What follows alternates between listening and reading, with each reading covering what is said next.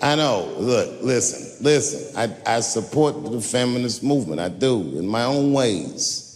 When you guys did the Women's March, I tried to go and support you. And none of my friends would go with me.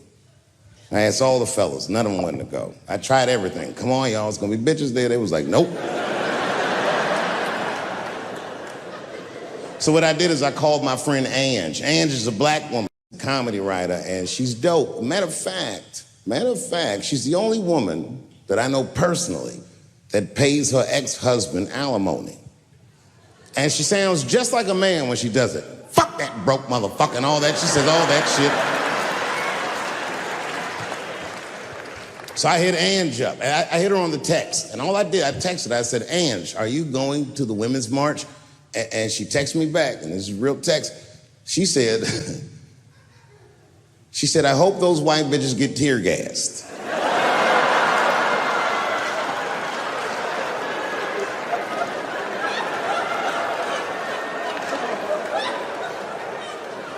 There's a problem in that feminist movement, isn't there? From its inception in America, there's always been a racial component. When Susan B. Anthony was having that meeting and Sojourner Truth's black ass showed up, read your history books. All them white women asked Sojourner Truth not to speak. They didn't want to conflate the issues of women's rights and slavery. But you know how black bitches are. Sojourner Truth went up there anyway.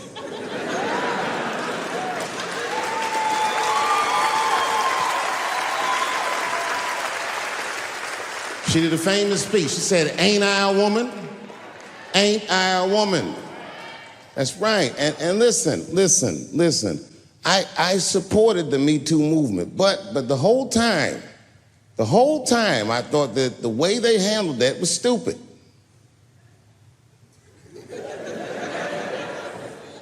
It was white. It was like, they were doing shit like going to the Golden Globes, and all of them would be like, let's all go to the Golden Globes and wear black dresses to give these men a piece of our minds. Bitch, that is not gonna work. You think Martin Luther King's gonna be like, I want everybody to keep riding the bus, but wear matching outfits? You gotta get off the bus and walk. It's real talk. Real talk, that was a silly movement. I want everybody to wear a crocheted pussy hat so they know we're serious. What the fuck was y'all doing? And then I said something about it in one of my specials, and all these women actresses came after me. I said, man, fuck y'all too, you canceled. I ain't jerking off to none of your pictures again.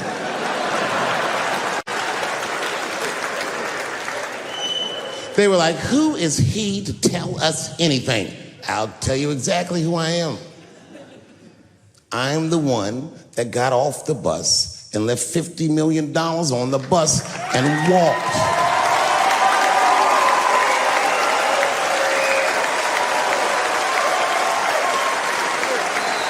I agreed with these women. I just didn't agree with what they were doing about it. Right. No, it was annoying as fuck. Because if these women were serious, you know what they would have done? They all would have fired their agents. And they would have went to the mailroom of one of these big agencies and found a woman that was busting her hump in there and said, if you want to talk to us, then you have to talk to her. And if they did that, then she would be big and they would be big and nobody would get fed to Harvey Weinstein. But did they do that? No. Was that their idea? No. Surprisingly, it was mine. What I think the feminist movement needs to be very successful is a male leader. I'll do it. I will. I will lead you women to the promised land. I will make sure you get equal pay for equal work. I will make sure that nobody harasses you or fucks with you on the job. I will protect all of your interests. And all that I ask for in return is that you suck my dick. And now we're right back to square one, aren't we?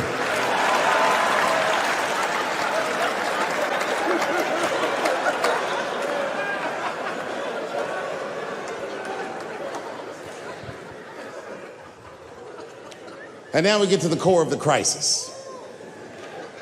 What is a woman? What is that in this day and time? Is there even such thing as a woman or a man or anything? Seems to be a question nowadays. Now listen, women get mad at me, gay people get mad at me, lesbians get mad at me, but I'm gonna tell you right now, and this is true, these transgenders, these niggas want me dead. I've gone too far, I've said too much. And I gotta tell you, I'm very worried about it. I'm not even joking. Every time I come out on stage, I be scared. I be looking around the crowd, searching for knuckles and Adam's apples to see where the threats might be coming from.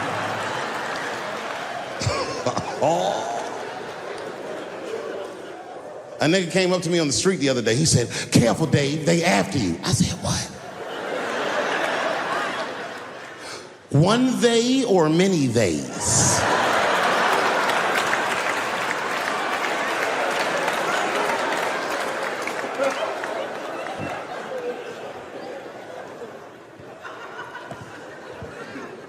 Before I even say anything about that community, you must know, and I hope you all feel the same way, I am not indifferent to the suffering of someone else.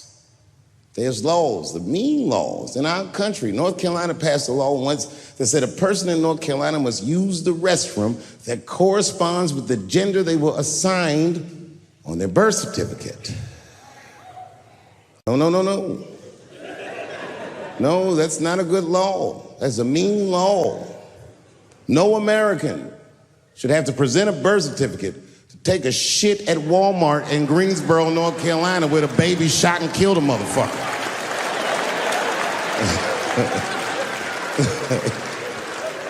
You have to ask yourself, if you're thinking about it, who are these laws designed to protect? Like, let's say they designed this law to protect me, my interests. Transphobic comedian Dave Chappelle. And let's say that I'm in Walmart doing a little shopping with my family. Now, I should tell you, if that ever happens in real life, you should know that my dreams didn't work out. But let's say something goes horribly wrong, and there I am in Walmart with the poor whites rummaging around for mediocre goods and services.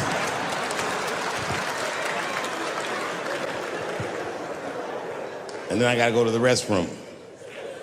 So I excuse myself from my family. I go to the men's room. Now I'm standing at the urinal taking a leak. And this is what this law is gonna do. And suddenly, a woman walks into the men's room. I'm gonna be like, that's strange. And then she stands shoulder to shoulder with me at the urinal. I'm gonna be like, ugh, bitch, what's going on with you? And then she hikes her skirt up and pulls a real live, meaty dick out. And what do you think I'm gonna say? Thank God she's in here with me. At least now I know my family's safe. No, I'm not gonna feel that way at all. I'm gonna feel very uncomfortable. I would feel better if it was a man with a vagina that backed up to the urinal next to me.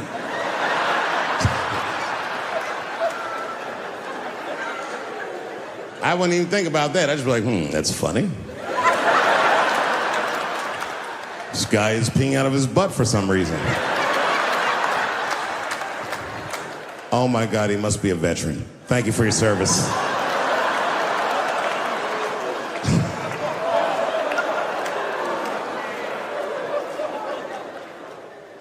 I'm not indifferent to people suffering because I know it's hard to be everybody. We blacks, we just got our first big holiday in a long time. Happy belated Juneteenth to the blacks.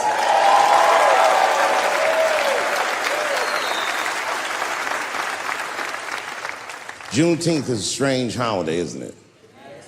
It commemorates when black people in Texarkana area of the country first found out they were free. But remember, they were free when they found out.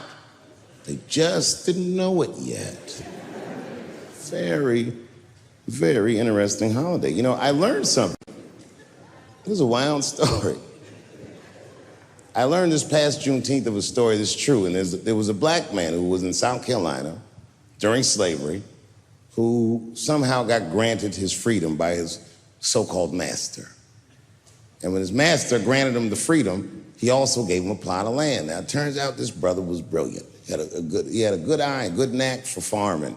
And he farmed this plot of land very successfully and made a lot of money. And this is where the story gets crazy. When he got all that money, this nigga bought some slaves. Have you ever heard this before? This is a true story. Not only was he a slave owner, he became a slave breeder and employed tactics that were so cruel, even white slave owners were like, yo, my man. He was a wild dude, but he did it just because that's what successful people did at the time, and he just wanted to be down. What a fucking tragedy. How can a person that went through slavery perpetrate the same evil on a person that looks just like him? It's mind-blowing. And, shockingly, they're making a movie about him. Ironically, it's called Space Juice.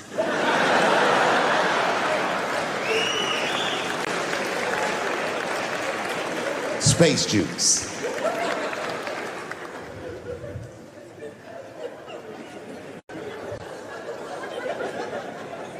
The point of that story is this person was invested in a construct.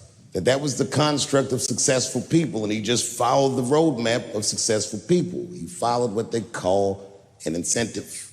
Now, everyone struggles, but I'm very invested in the gender construct, personally, because I'm a man with kids and a wife, and I like that warm, wet, soft pussy that my wife has.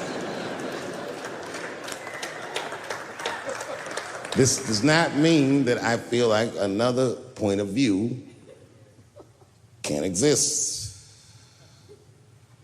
I was doing a nightclub in Oakland 16 years ago, and this is the first time that the trans community ever got mad at me that I knew about. And I was nobody. I just quit Chappelle's show. It was like a nothing hole-in-the-wall club, and I was doing some transgender jokes in Oakland. It was 16 years ago.